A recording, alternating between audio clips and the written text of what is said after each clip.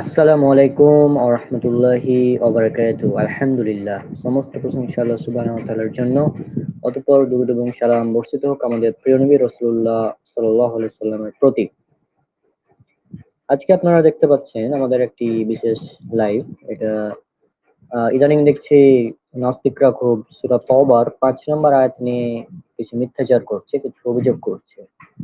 তো আজকে আমরা এই লাইভের মাধ্যমে চেষ্টা করব এইসব অভিযোগগুলোর যথাযথ জবাব দেওয়ার জন্য। হ্যাঁ, তো প্রথমে আমাদের বিখ্যাত যে বর্তমানে একজন নাস্তিক আছে, আপনারা জানেন, হ্যান্ডেল বিন বসির। তো এই হ্যান্ডেল বিন বসির সে বলছে, আপনারা তার মুখে শুনুন সে কি বলছে, তারপরে আমরা আলোচনাটা কন্টিনিউ করছি। হ্যাঁ, সে বেশ কিছুদিন আগে মানে ইদানিং ২ দিন আগে একটা ভিডিও করেছে। তার আগে আরেকটা বলেছিল এই সূরা তওবার ৫ নম্বর আয়াতের ব্যাপারে। হ্যাঁ, তবে এই সূরা তওবার ৫ নম্বর আয়াতের ব্যাপারে সে যেটা আগে বলেছিলাম সেটা উল্লেখ করছি এবার। আপনারা শুনতে থাকুন তা সে বলে কি, হ্যান্ডেল বিন বসির কি বলে, আপনারা জাস্ট শুনতে থাকুন, অবাক হয়ে যাবেন। সরকার বলেছেন কোরআন অমুসলিমদের হত্যা করার বিধান দেয়। তারপর বলেছেন এই কোরআন অমানবিক। এমন কথা কোরআনে লেখা থাকলে সেই কোরআনে তিনি প্রস্তাব করতে পারেন, আগুনে পুড়িয়ে ফেলতে পারেন। মূলত কোরআনের ৯ নম্বর সূরা সূরা আত-তাওবার ৫ নং আয়াতের উদ্ধৃতি দিয়েছেন তিনি। এই আয়াতে মুশরিকদের যেখানেই পাও হত্যা করো, পাকড়াও করো, অবরোধ করো এবং তাদের জন্য প্রতিটি ঘাঁটিতে বসে থাকো বলা হয়েছে। মুশরিক মানে আল্লাহর সাথে যারা শিরিক করে। আয়াতটি অবতীর্ণ হয়েছে আরবের মুশরিকদের ব্যাপারে যারা পৌত্তলিক ছিল, মূর্তি পূজা করত। কোনো একটি ঘটনাকে কেন্দ্র করে কোনো আয়াত নাজিল হলেও এই আয়াতের অধীনে সর্বযুগের সকল মুশরিকই প্রযোজ্য। এটাই ইসলামের শিক্ষা। সেই হিসেবে আয়াতটি যে কোনো মুশরিকের ব্যাপারই ইসলামের একটি অকাট্য বিধান। বর্তমানে সারা বিশ্বের সকল হিন্দু বৌদ্ধ সকলেই এই আয়াতের বিধানের আওতাভুক্ত।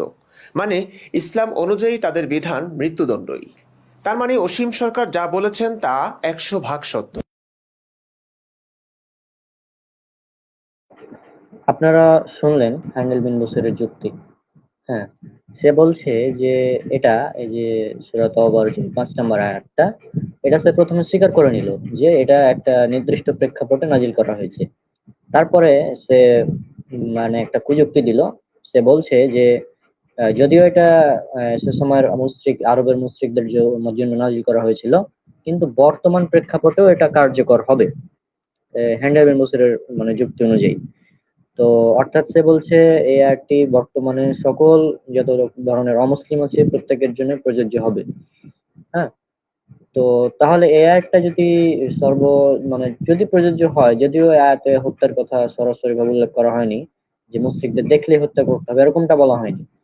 হ্যাঁ, এখানে যেটা বলা হয়েছে আমি স্ক্রিনে নিয়ে আসলে আপনারা সেটা বুঝতে পারবেন। আমি নিয়ে আসছি এখনই, এক সেকেন্ড। হ্যাঁ, আশা করছি আপনারা স্ক্রিন এখন দেখতে পাচ্ছেন। এক সেকেন্ড, স্ক্রিনটা আছে নাই?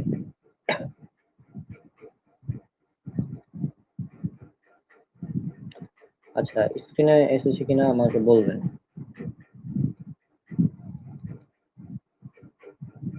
ये क्या है? আচ্ছা, স্ক্রিনটা ছোট হলো কেন এখানে? আচ্ছা, এখানে দেখুন, লেখা বুঝতে পারছেন কিনা জানি না। এখানে বলা হচ্ছে, অতঃপর যখন নিষিদ্ধ মাসগুলো অতিবাহিত হয়ে যাবে তখন তোমরা মুশরিকদেরকে যেখানে পাও হত্যা করো এবং তাদেরকে পাকড়াও করো, তাদেরকে অবরোধ করো এবং তাদের জন্য প্রতিটি ঘাঁটিতে বসে থাকো। হ্যান্ডেল বিন বসির এ পর্যন্ত পড়ে থেমে গেছে। তারপরের অংশে বলা হচ্ছে, তবে যদি তারা তওবা করে এবং সালাত কায়েম করে আর জাকাত দেয় তাহলে তাদের পথ ছেড়ে দাও। নিশ্চয় আল্লাহ বড়ই ক্ষমাশীল, পরম দয়ালু। অর্থাৎ সে এই আয়াতটিও বাদ দিল, এতখানি অংশ, শেষের অংশ বাদ দিয়েছে। মাঝখানে হ্যান্ডেল বিন বসির শুধু মাঝখানের এই অংশটি সে উল্লেখ করেছে। তা এখন আমার কথা হলো, এটা হচ্ছে কনটেক্সট ছাড়া সে কথাটা বলেছে। হ্যাঁ, সে কিন্তু নিজেই স্বীকার করেছে এটা হচ্ছে যে আগের আয়াতে বলা হয়েছে, যেটা ৪ নম্বর আয়াতে। ৪ নম্বর আয়াতে বলা হয়েছে, তবে মুশরিকদের মধ্য থেকে যাদের সাথে তোমরা চুক্তিবদ্ধ হয়েছো অতঃপর তারা তোমাদের সাথে কোনো ত্রুটি করেনি এবং তোমাদের বিরুদ্ধে কাউকে সাহায্য করেনি, তোমরা তাদেরকে দেয়া চুক্তি তাদের নির্দিষ্ট মেয়াদ পর্যন্ত পূর্ণ করো। নিশ্চয় আল্লাহ নিশ্চয় আল্লাহ মুত্তাকিদের ভালোবাসেন। হ্যাঁ, এটা হচ্ছে 4 নম্বর আয়াতে বলা হচ্ছে যে মুশরিকদের যে মানে সাথে একটা এই চুক্তি করা হয়েছিল। এখন এই চুক্তি যদি মুশরিকরা যদি ভঙ্গ করে, তাহলে তাদেরকে বলা হয়েছিল 4 মাস সময় দেওয়া হয়েছিল। এই 4 মাসের মধ্যে যদি তোমরা সতর্ক না হও, এই যে এতে অতঃপর যখন নিষিদ্ধ মাসগুলো অতিক্রম মানে অতিবাহিত হয়ে যাবে। নিষিদ্ধ মাস 4টি। হ্যাঁ, নিষিদ্ধ মাস 4টি, সেটা হচ্ছে রজব, জিলকদ, জিলহজ এবং মুহররম। এই 4 মাস যখন অতিবাহিত হবে, এ পর্যন্ত এ, মানে অবকাশ দেওয়ার সময় বলা হয়েছে। হ্যাঁ, অর্থাৎ পূর্ববর্তী আয়াতে কাফেরদেরকে 4 মাসের অবকাশ দেওয়া হয়েছে, তা যখন শেষ হয়ে যাবে তখন তাদের সাথে কোনো চুক্তি করা হবে না। অর্থাৎ এখানে এই এইগুলো বলা হয়েছে 4 মাসের কথা, এই 4 মাসের কথাও সে স্কিপ করেছে হ্যান্ডেল বিন মুসির। হ্যাঁ, তারপর বলা হচ্ছে যে তখন তোমরা মসজিদদেরকে যেখানে পাও হত্যা করো এবং তাদেরকে পাকড়াও করো, তাদের অবরোধ করো, তাদের জন্য প্রতিটি ঘাটিতে বসে থাকো। তবে যদি তারা তওবা করে এবং সৎ কাম করে আর জাকাত দেয়, তাদের পথ ছেড়ে দাও, নিশ্চয় আল্লাহ বড়ই ক্ষমাশীল এবং পরম দয়ালু। এখান পর্যন্ত সে তো পড়েনি, মাঝখানের অংশ পড়েছে। তার পরবর্তী আয়াতে যেটা বলা হচ্ছে, হ্যাঁ, আর যদি মুশরিকদের কেউ তোমার কাছে আশ্রয় চায় তাহলে তাকে আশ্রয় দাও, যাতে সে আল্লাহর কালাম শুনে, অতঃপর তাকে পৌঁছে দাও তার নিরাপদ স্থানে। তাই জন্য যে তারা এমন কম যারা জানে না। এই একটা নাস্তিকরা কোনোদিনই উল্লেখ করবে না। হ্যাঁ, ওরা 5 নম্বর আয়াতে শুধু উল্লেখ করবে, 6 নম্বর আয়াত উল্লেখ করবে না, 4 নম্বরকে উল্লেখ করবে না। কিন্তু এই 6 নম্বর আয়াত পড়লে তো বিষয়টা ক্লিয়ার হয়ে যায়। 4, 5 এবং 6, এই 4, 5 এবং 6 নম্বর আয়াত পড়ার পর আমরা যেটা বুঝলাম, সেটা হচ্ছে যে আমরা বুঝলাম 4, 5, 6 আয়াত পড়ার পর, এক সেকেন্ড।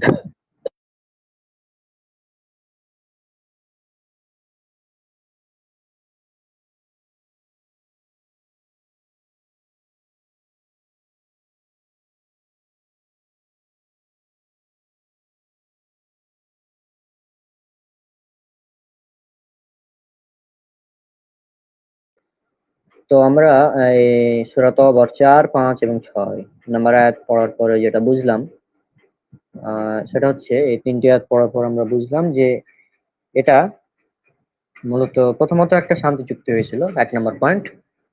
হ্যাঁ, শান্তি চুক্তি হয়েছিল একটা আরবের মুশরিকদের সাথে। তারপর কিছু মুশরিক সেই শান্তি চুক্তিকে ভঙ্গ করেছিল, যার ফলে তাদেরকে মানে বলা হয়েছিল 4 মাসের একটা মানে চুক্তি করা হয়েছিল যে এই 4 মাসের মধ্যে তাদের উপর আক্রমণ করা যাবে না, যদিও তারা শান্তি চুক্তি ভঙ্গ করেছে। তারপরে যেটা হলো যে তারা যখন এই 4 মাসের অতিবাহিত হলো, তারপরে তাদেরকে হত্যা করার নির্দেশ দেওয়া হয়েছিল যে অতঃপর তোমরা যেখানে পাও তাদেরকে হত্যা করো। এখন আমার একটা কথা, এবং এটা হচ্ছে যুদ্ধের ময়দানে মানে যুদ্ধ চলাকালীন অবস্থায় বলা হয়েছে। আর হ্যান্ডেল বিন বসির কি বলছে?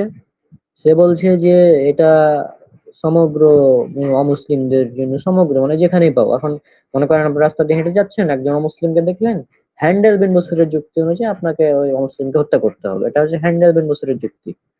হ্যাঁ, তো হ্যান্ডেল বিন বসির মানে তার যুক্তি হচ্ছে এটা, কিন্তু সে অ্যাকচুয়ালি যেটা সেটা উল্লেখ করেনি।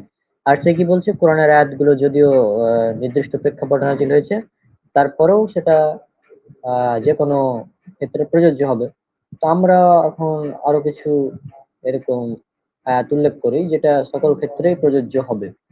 হ্যান্ডেল বিন বসির এর যুক্তি অনুযায়ী এটাও সকল ক্ষেত্রে প্রযোজ্য হবে তাহলে। হ্যাঁ, এখানে আরেকটি আয়াত আমি উল্লেখ করব যেটা সকল ক্ষেত্রেই প্রযোজ্য হবে।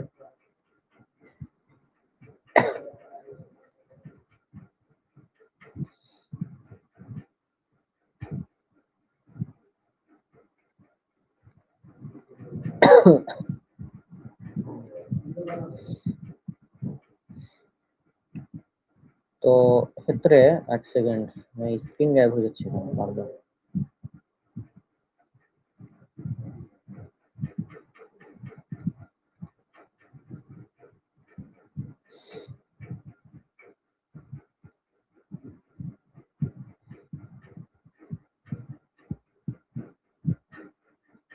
বারবার স্ক্রিনটা গায়েব হয়ে যাচ্ছে, এক সেকেন্ড,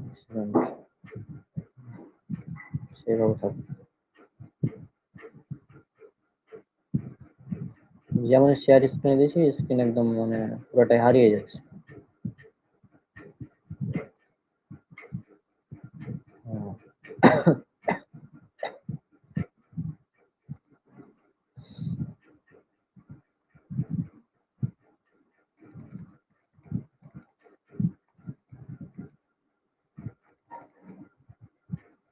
হুম,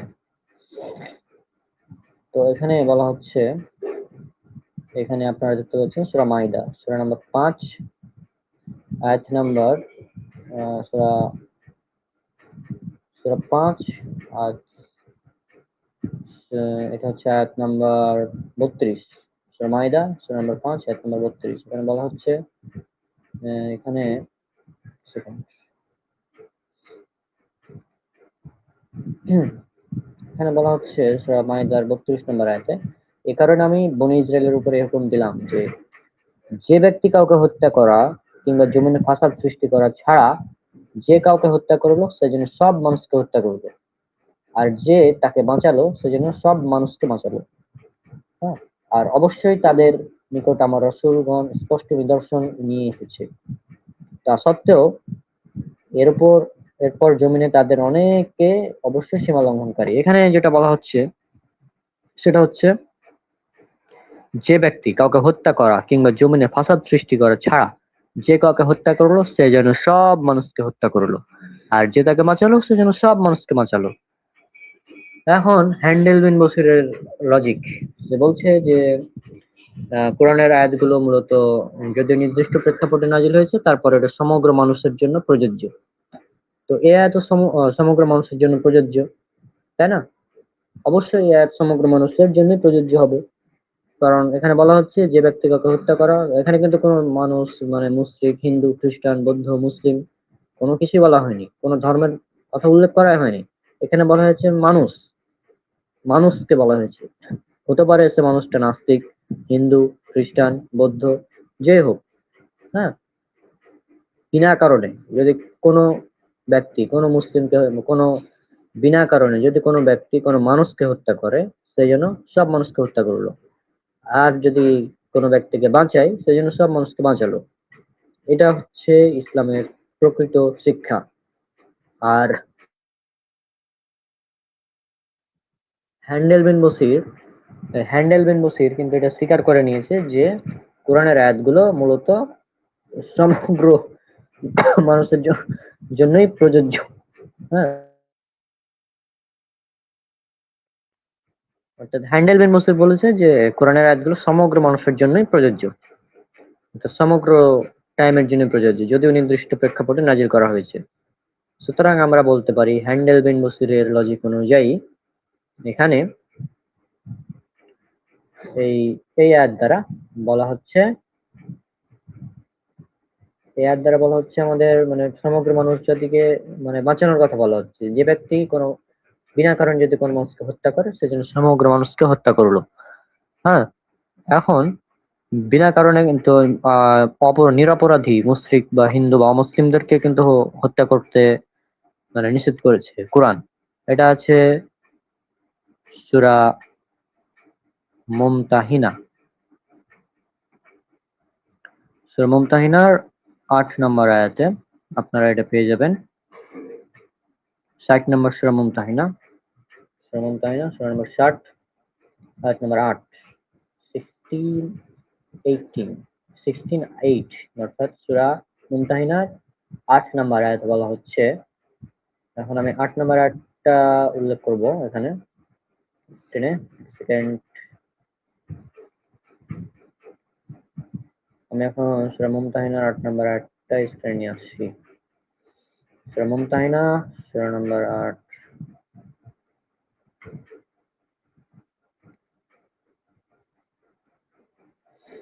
ওকে, তো এখানে আপনারা দেখতে পাচ্ছেন, আশা করছি এখানে বলা হচ্ছে এই যে দিনের ব্যাপারে, হ্যাঁ লক্ষ্য করুন, দিনের ব্যাপারে যারা দিনের ব্যাপারে যারা তোমাদের বিরুদ্ধে যুদ্ধ করেনি এবং তোমাদেরকে তোমাদের বাড়ি ঘর থেকে বের করে দেয়নি তাদের প্রতি সদয় ব্যবহার করো, সদ্ব্যবহার করতে এবং তাদের প্রতি ন্যায় বিচার করতে আল্লাহ তোমাদেরকে নিষেধ করছেন না।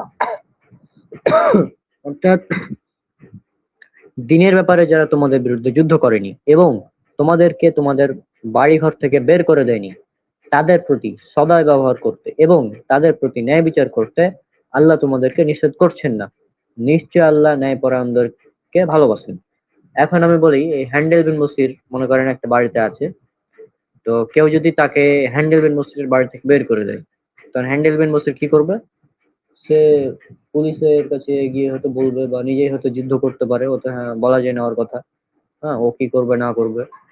তো এখন যদি কেউ আপনার বিরুদ্ধে যুদ্ধ করে, মানে আমরা জাস্ট সাধারণ ভাবে আছি, এখন আমাদের বিরুদ্ধে কোনো ব্যক্তি যুদ্ধ ঘোষণা করে দিল হঠাৎ এবং আমাদেরকে আমাদের ঘর বাড়ি থেকে বের করে দিল, তখন আমরা কি করব? আমরা কি আমাদের ডিফেন্স করতে পারবো না? মানে কি বোঝাতে চাই? যে আমরা আমাদের নিজেদের ডিফেন্স করতে পারবো না নাকি? ওরা আমাদেরকে মারছে মারুক, আমরা ডিফেন্স করতে পারবো না? হ্যাঁ, এটা এটা এটা মনে হয় খুব মানে যৌক্তিক, লজিক্যাল, মানে হ্যান্ডেল বেন বসরের মতে, যে কেউ আমাদেরকে মারবে, আমরা ডিফেন্স করতে পারবো না। এখানে এখানে বলা হচ্ছে যে দিনের ব্যাপারে যারা তোমাদের বিরুদ্ধে যুদ্ধ করেনি, তোমাদেরকে বাড়ি থেকে বের করে দেয়নি, তাদের প্রতি সদ্ব্যবহার করতে এবং তাদের প্রতি ন্যায় বিচার করতে আল্লাহ তোমাদেরকে নিষেধ করছেন না। নিশ্চয় আল্লাহ ন্যায়পরায়ণদেরকে ভালোবাসেন। সুস্পষ্ট। হ্যাঁ, এখানে আয়াতের তাফসীরে যেটা উল্লেখ করা হয়েছে সেটা হচ্ছে, যেসব কাফের মুসলিমদের বিরুদ্ধে যুদ্ধ করেনি এবং তাদেরকে দেশ থেকে বহিষ্কারে অংশগ্রহণ করেনি, আলোচ্য আয়াতে তাদের সঙ্গে সদ্ব্যবহার করা ও ইনসাফ করার নির্দেশ দেওয়া হয়েছে। ন্যায় ও সুবিচার প্রত্যেক কাফেরের সাথেও জরুরি। এতে জিম্মি কাফের, চুক্তিতে আবদ্ধ কাফের এবং শত্রু কাফের সবাই সমান। কোন কোন বর্ণনায় এসেছে এখানে একটা আসমা রাদিয়াল্লাহু আনহার জননী আবু বকর সিদ্দিক রাদিয়াল্লাহু আনহু এর স্ত্রী কুতাইলা হুদাইবিয়ার সন্ধির পর কাফের অবস্থায় মক্কা থেকে মদিনায় পৌঁছেন। তিনি কন্যা আসমার জন্য কিছু উপঢৌকনও সাথে নিয়ে যান, কিন্তু আসমা রাদিয়াল্লাহু আনহা সেই উপঢৌকন গ্রহণ করতে অস্বীকার করেন এবং রাসূলুল্লাহ সাল্লাল্লাহু আলাইহি ওয়াসাল্লামের কাছে জিজ্ঞাসা করলেন, আমার জননী আমার সাথে সাক্ষাৎ করতে এসেছেন, কিন্তু তিনি কাফের, আমি তার সাথে কিরূপ ব্যবহার করবো? রাসূলুল্লাহ সাল্লাল্লাহু আলাইহি ওয়াসাল্লাম বললেন, জননীর সাথে সৎ ব্যবহার করো। সহিহ বুখারী হাদিস নাম্বার 2620, 3183। আবু দাউদ এসেছে 1668, মুসনাদ আহমদ, সহিহ ইবনে হিব্বানে এসেছে 452 নম্বর। হ্যাঁ, এটা হচ্ছে ইসলাম, যে কাফের আপনার মা অমুসলিম হলেও তার সাথে সদ্ব্যবহার করতে হবে। হ্যাঁ, আর সেখানে ইসলাম কিভাবে নিরপরাধীকে হত্যা করতে বলে, যেখানেই দেখো সেখানেই হত্যা করো। হ্যাঁ, এটা মূলত ব্যাটেল ফিল্ডের কথা বলা হচ্ছে। এখন এই ব্যাটেল ফিল্ডে কি একজন বলবে, একজন কমান্ডার যিনি যুদ্ধের নেতৃত্ব দিচ্ছেন, তিনি কি এমন বলবেন যে তোমাদের শত্রুরা যদি আসে তাহলে তোমরা এক কাজ করবা, তোমরা ওখান থেকে পালিয়ে যাবা, তোমরা লুকিয়ে যাবা কোনো জায়গায়, এমনটা বলবে? হ্যাঁ, ব্যাটেল ফিল্ডে মনে করেন ইসরায়েল ইরানের যুদ্ধ বর্তমানে, এটাই বলি, চলছিল, চলছে এখনো, তো ইসরায়েল ইরানের যুদ্ধ চলছে। তো মনে করেন যে ইরানের কোনো ব্যক্তি সে বললো এমনটা, যদি এমনটা বলে যে ইসরায়েলের কোনো কাউকে যদি দেখো তোমরা, তাহলে তোমরা মানে ইসরায়েলের কোনো সৈন্যকে দেখলেই তাদের উপর গুলি চালাবে বা মিসাইল নিক্ষেপ করবে, এটা বলবে? নাকি বলবে যে ইসরায়েলের কোনো সৈন্যকে দেখলে তোমরা ওখান থেকে পালিয়ে যাবে? কোনটা ব্যাটেল ফিল্ডে কোনটা হবে? লজিক্যাল কোনটা? লজিক্যাল হচ্ছে ব্যাটেল ফিল্ডে যখন কেউ ই হবে, তখন হচ্ছে যে সাধারণ ব্যাপার ভাই, এটা ব্যাটেল ফিল্ডে যে কেউ এটাই বলবে যে যখন তোমাদের শত্রুদেরকে দেখবা, তোমরা জাস্ট তাদেরকে সেখান থেকে, শত্রুদেরকে দেখলেই তোমরা তাদের উপর আক্রমণ করবা, অ্যাটাক করবা, শত্রুদেরকে দেখলে অ্যাটাক করবা, এটাই বলবে ব্যাটেল ফিল্ডে। এনিমি টিমকে যখন দেখবে তখন তার উপরে অ্যাটাক করবে। হ্যাঁ, নাকি একদম কাপুরুষের মতো লেজ গুটিয়ে পালাবে? কোনটা কোনটা করবে? লজিক্যাল বিষয় হচ্ছে, লজিক্যাল তো এটাই যে ব্যাটেল ফিল্ডে একজন, সে যুদ্ধের কমান্ডার, তিনি যুদ্ধে নেতৃত্ব দিচ্ছেন, তিনি এটাই বলবেন, এটাই স্বাভাবিক, এটাই লজিক্যাল, যে যেখানে দেখবে তাদের উপর অ্যাটাক করবে, আক্রমণ করবে, গুলি চালাবে, মিসাইল নিক্ষেপ করবে। হ্যাঁ, এখন এখানে যদি আর একটা বিষয় উল্লেখ করি, আপনারা সবাই আহ বঙ্গবন্ধু শেখ মুজিবুর রহমান তার ৭ই মার্চের ভাষণ হয়তো শুনে থাকবেন। তো তার ৭ই মার্চের ভাষণে তিনি বেশ কিছু কথা বলেছিলেন। হ্যাঁ, যেগুলো হ্যান্ডেল বিন বসিরের যুক্তি অনুযায়ী সন্ত্রাসী কথাও তিনি বলেছেন। মানে আমাদের যুক্তি অনুযায়ী না, হ্যান্ডেল বিন বসির, মানে হ্যান্ডেল বিন বসির সহ যত অমুসলিমরা কোরআনের এই আয়াতকে বলে যে এটা হচ্ছে যে কোরআনের আয়াতকে যারা বলে যে এটা হচ্ছে এই সন্ত্রাসী আয়াত, অর্থাৎ কোরআনের আয়াতটা এই সূরা তওবার ৫ নম্বর আয়াতটাকে সন্ত্রাসী আয়াত বলে।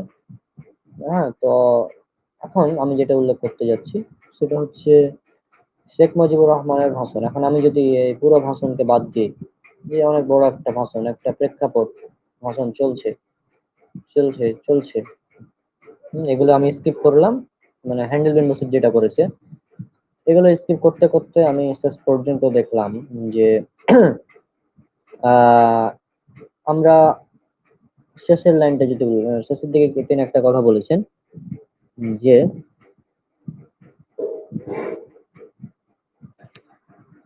এখানে আপনারা দেখুন আমাদের উপর তারা ঝাঁপিয়ে পড়বে, আন্দোলন প্রস্তুত থাকবেন, ঠান্ডা হলে চলবে না, আন্দোলন চালিয়ে যাবেন, বিক্ষোভ চালিয়ে যাবেন।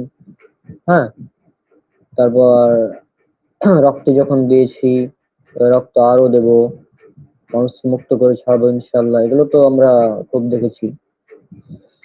হুম, তারপর আরেকটা লাইন ছিল এখানে, সেকেন্ড, হ্যাঁ, এখানে বলা হচ্ছে যে রাস্তাঘাট বন্ধ করে দিতে হবে, আমরা তাদের হাতে মারবো এবং পানিতে মারবো। ঠিক আছে, এখন এই শুধুমাত্র এই অংশটি যদি কেউ উল্লেখ করে, হ্যাঁ, পুরো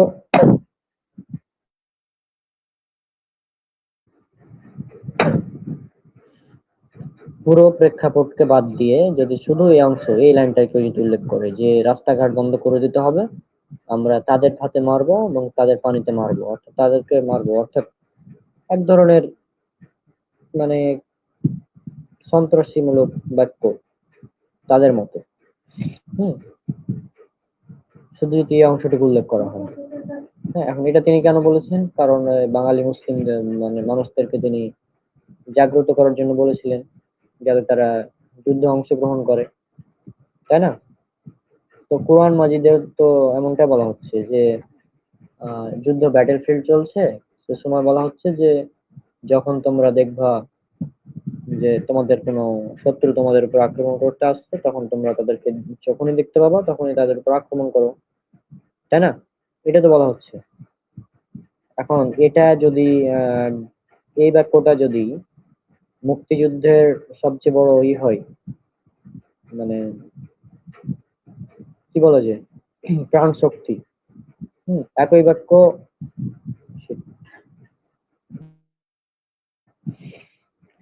এই বাক্যটি যেটা স্ক্রিনে দেখতে পাচ্ছেন, এটা যদি মুক্তিযুদ্ধের প্রাণ শক্তি হতে পারে, এটার জন্য যদি হাজার হাজার লাখ লাখ লাখ বাঙালিরা মুক্তিযুদ্ধে অংশগ্রহণ করতে পারে এবং এই বাক্য জন্য তিনি যদি স্বাধীনতার মহানায়ক হন, হ্যাঁ, তাহলে একই ধরনের কথা কোরআন মাজিদে বললে নাস্তিকদের মতে সেটা সন্ত্রাসী কিভাবে হয়?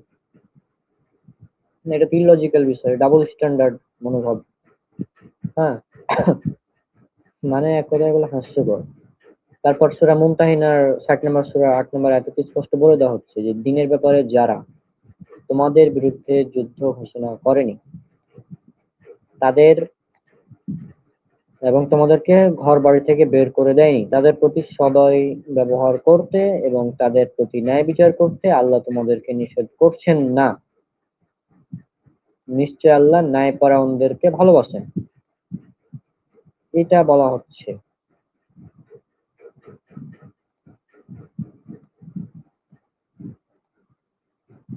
হ্যাঁ, তো আমরা এখানে সূরা মুমতাহিনার কথা উল্লেখ করলাম, তারপর সূরা মাইদার কথাটা তো বললাম, যে সূরা মাইদাতে যেটা বলা হয়েছিল যে